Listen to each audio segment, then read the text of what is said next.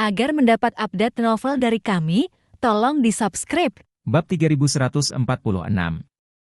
Bagi si Fei, selama dia bisa mempertahankan hidupnya, itu lebih penting baginya daripada apapun.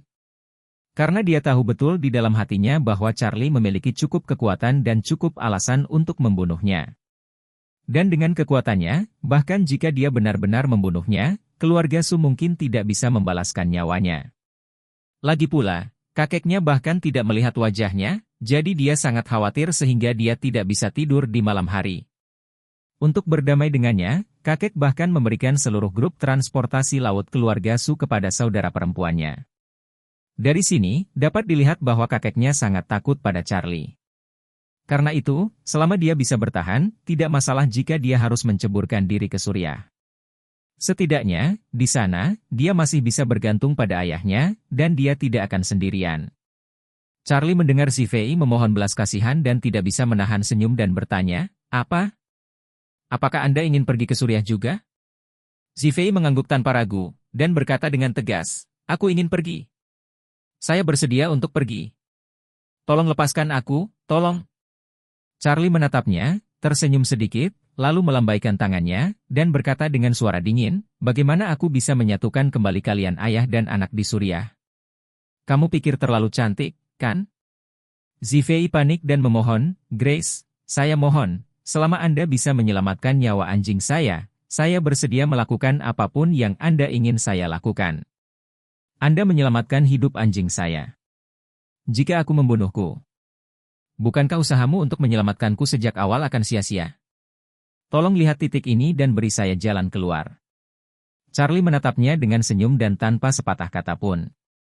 Dia terus melihat Zifei merasa sangat ketakutan sehingga dia sangat takut sehingga dia dengan tenang berkata, "Zifei, sebenarnya, kamu harus bersyukur memiliki saudara perempuan yang baik." Zifei sedikit terkejut sekaligus, dan berkata, "Grace, apa maksudmu?" Charlie berkata dengan acuh tak acuh, "Aku punya proyek besar untuk bekerja sama dengan adikmu sekarang. Untuk wajah saudara perempuanmu, bukan tidak mungkin untuk menyelamatkan hidupmu." Bab 3147. Sebenarnya, Charlie tidak berniat untuk benar-benar membunuh si Fei. Tidak hanya dia masih bekerja sama dengan Xiu, tetapi juga karena dia menghormati ibu si Fei, Liona. Wanita itu telah mencintai ayahnya selama bertahun-tahun dan tidak pernah melakukan apapun untuk menghancurkan keluarganya. Hanya perasaannya terhadap ayahnya yang pantas dihormati. Bahkan, itu layak untuk berterima kasih padanya. Dia bersyukur bahwa ayahnya telah meninggal selama bertahun-tahun, dan dia masih mengingatnya. Lagi pula, tidak mudah bagi seseorang untuk diingat oleh orang lain jika dia meninggal.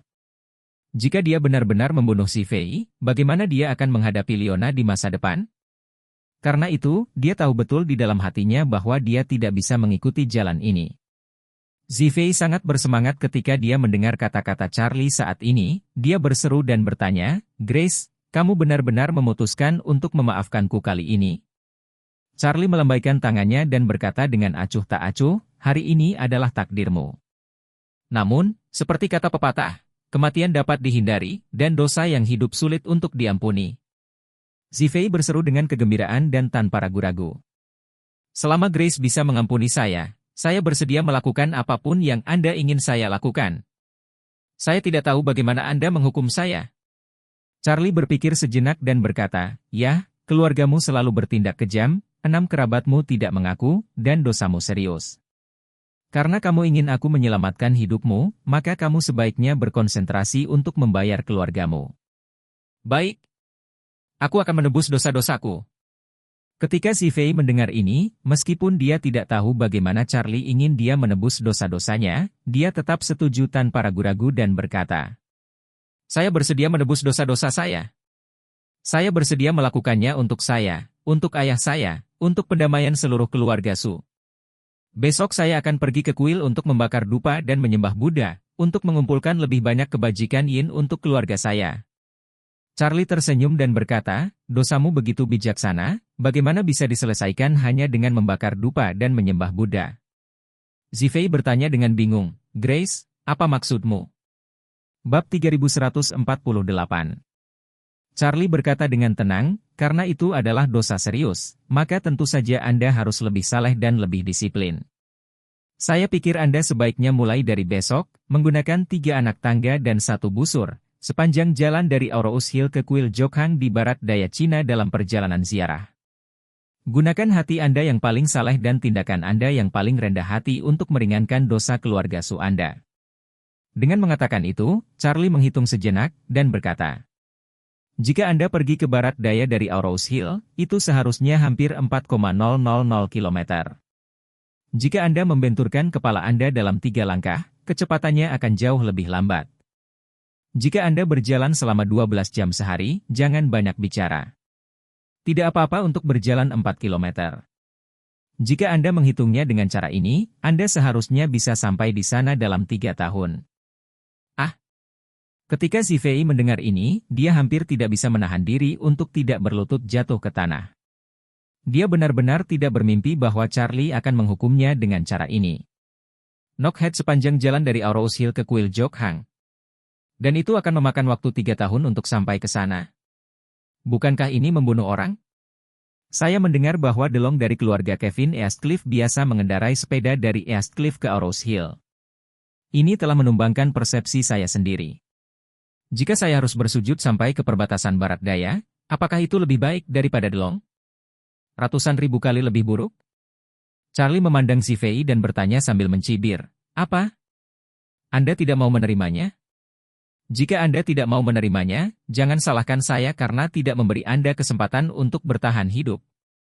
Mendengar ini, Zhi Fei bahkan tidak memikirkannya, dan dengan cepat berkata, saya bersedia, saya benar-benar bersedia. Pada saat ini, Zhi Fei sudah memikirkan rencana tanggapan di dalam hatinya. Dia bergumam dalam hatinya, sekarang aku harus setuju untuk keluar dari sini dulu. Selama saya melarikan diri, saya akan mencoba yang terbaik untuk meninggalkan Cina sesegera mungkin. Pada saat itu, Kaisar Zhao, bahkan jika Charlie ini memiliki kemampuan, dia tidak dapat menemukan saya di seluruh dunia untuk menghukum saya, kan? Charlie sepertinya sudah melihat rencananya sejak lama, dia tersenyum sedikit dan berkata, karena kamu sudah setuju, tidak ada kesempatan untuk kembali. Aku tidak menyesalinya. Aku tidak akan pernah menyesalinya. Zhi Fei menyatakan pendiriannya lagi dan lagi, hanya berpikir untuk keluar dengan cepat. Pada saat ini, Charlie berdiri dan mengetuk bagian atas otak Zhi Fei dengan jarinya dengan ringan, dan jejak aura mengalir ke otaknya dari ujung jari Charlie. Segera, Charlie berbicara dengan nada yang tidak perlu dipertanyakan lagi, dan berkata, Zhi Fei, ingat, kamu akan pulang setelah meninggalkan tempat ini, mengunci diri di kamar, jangan keluar, dan jangan bicara dengan siapapun. Jika seseorang bertanya kepada Anda hanya mengatakan bahwa Anda ingin sendiri. Ketika Anda menunggu sampai jam 9 malam, Anda akan keluar dari kamar, mengumpulkan keluarga Anda, dan terhubung dengan kakek Anda melalui video. Beritahu mereka bahwa setelah mempertimbangkan dengan cermat, Anda merasa bahwa ayah dan kakek Anda adalah orang berdosa. Jadi memutuskan untuk mulai pukul 7 besok pagi dan bersujud sampai ke Kuil Jokhang untuk membayar dosa keluarga Su. Jika Cheng Feng berani menghentikanmu dan mengancammu, kamu akan menghitung kejahatannya. Sebut dia pembunuh. Selain itu, sebelum kamu mengaku kepada keluargamu malam ini, kamu harus merekam video. Setelah Anda selesai berbicara dengan keluarga Anda akan segera mempostingnya di platform video pendek untuk memberitahu orang-orang di seluruh negeri tentang keputusan Anda. Jika seseorang menghentikanmu saat itu, Anda akan dipaksa mati. Namun, saya bukan orang yang tidak masuk akal dan tidak simpatik.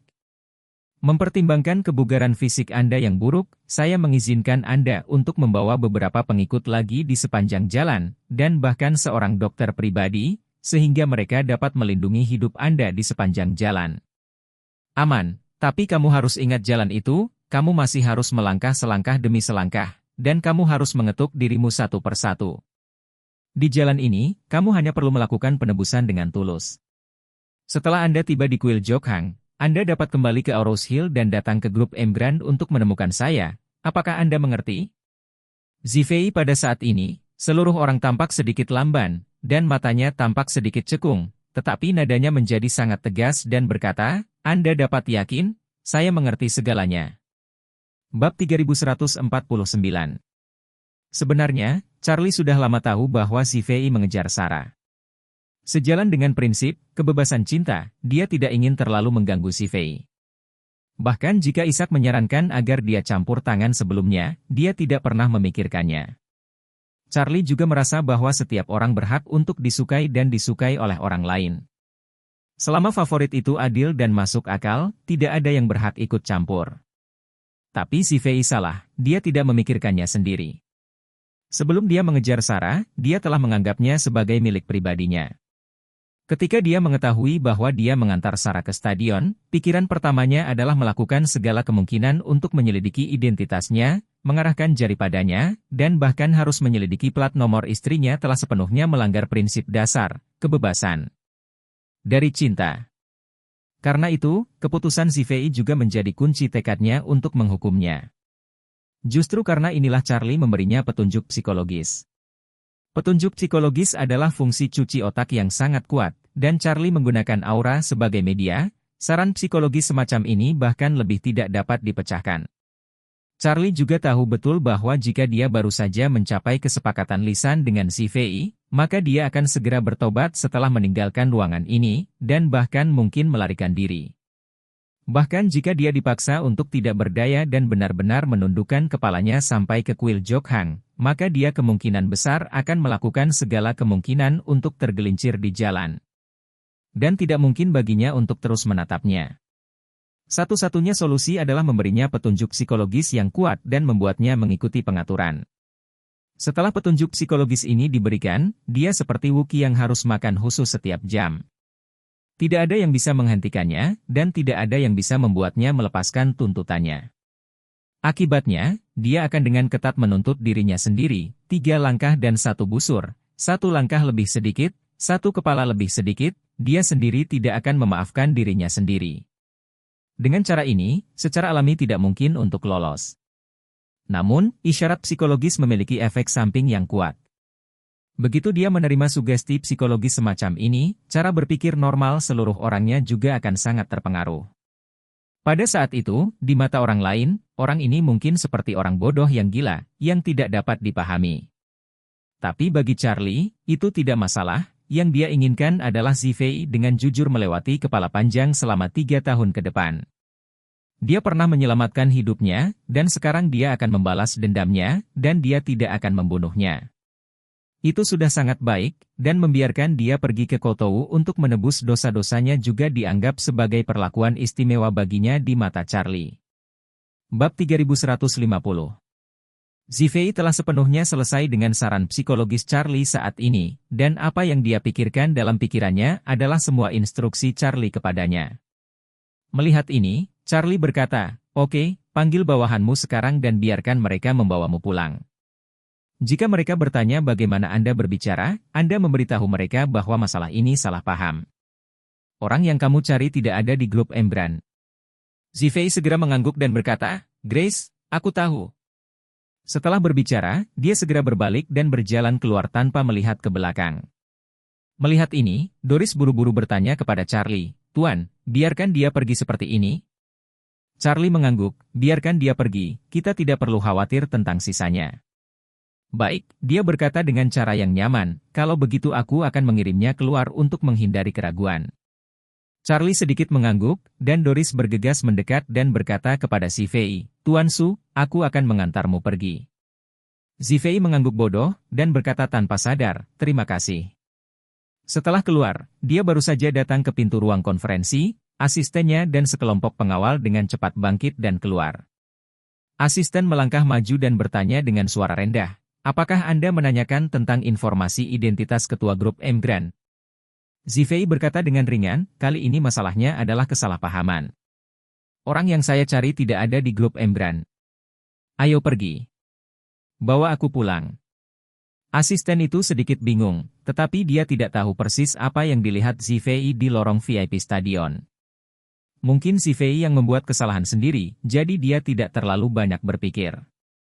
Dia berkata, "Baik Tuan Muda, maka kami akan mengirim Anda kembali sekarang." Sepanjang jalan, Zifei tidak berbicara, tetapi duduk di dalam mobil sendirian dengan mata tertutup. Konvoi mengirimnya ke rumah Tuadu. Zifei berbicara kepada asisten sebelum turun dari mobil dan berkata, "Oke, kalian pergi untuk melakukan bisnis Anda sendiri, jangan khawatir tentang saya ingin pulang dan istirahat yang baik." Asisten tidak banyak berpikir, dan buru-buru membuka pintu ke Zifei dan mengawasinya memasuki rumah Du, dan kemudian menyapa orang lain untuk pergi. Ketika Zifei kembali ke rumah, hanya pelayan yang ada di rumah. Dia menyapanya tanpa memperhatikan, jadi dia langsung kembali ke kamarnya dan mengunci diri. Pelayan itu mengira dia mungkin sedang dalam suasana hati yang buruk, dan tidak menganggapnya terlalu serius, apalagi menyentuhnya.